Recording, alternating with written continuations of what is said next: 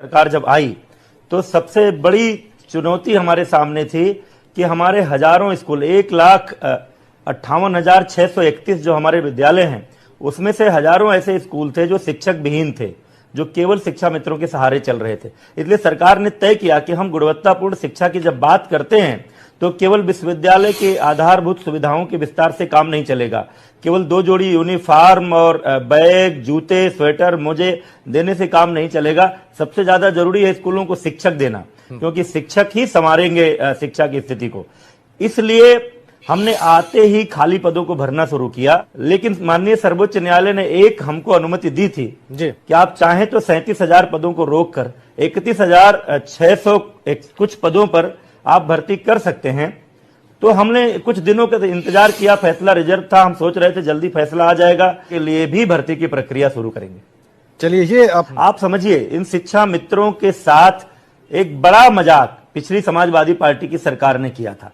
1,37,000 शिक्षा मित्र थे, जो निश्चित रूप से मैं खुले मंच पर स्वीकार करता हूं कि प्रदेश की शिक्षा व्यवस्था को उस समय संभालने में इन्होंने मदद की जब हमारे स्कूलों में स्थायी शिक्षक नहीं थे।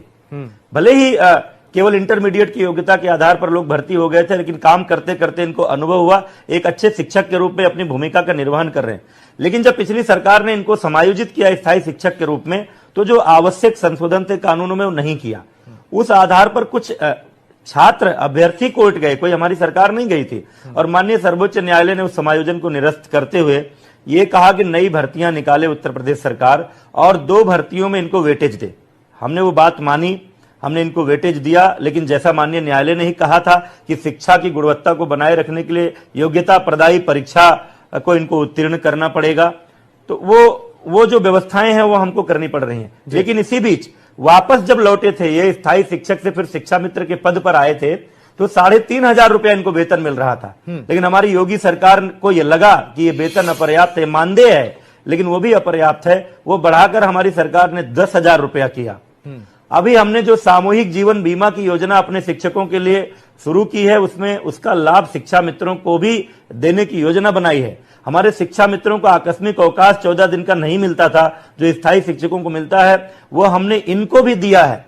जो भी सुविधाएं तमाम हम अपने स्थायी शिक्षकों को देते हैं, वो हम शिक्षा मित्रों को भी दे रहे हैं। और इनके बारे में क्या हो सकता है, और वो उम्र के इस पड़ाव पे हैं, जब उनको नौकरी मिली तो उनके चेहरे पर जो मुस्कान थी, जो खिले हुए चेहरे थे मंत्री जी, वो हमने भी महसूस किया। तो ये वाकई एक अच्छी चीज थी, मैंने बात करते उनको देखा। मंत्री जी, अब थोड़ा सा बात को बड़ा करते हैं। एक बहुत महत्वपूर्ण विभाग है आपके पास, क्योंकि बेसिक शिक्षा जो है वो मानव के जीवन का आधार है, और योगी सरकार जब से सत्ता में आई है उसने इस पर फोकस किया है, ये संतोष की बात है। ये बहुत महत्वपूर्ण है कि उस पर ध्यान दिया जा रहा है, उसको एनालाइज किया जा रहा है, उसको सूक्ष्मता से देखा समझा जा रहा है कि उसमें और क्या किया जा सकता है।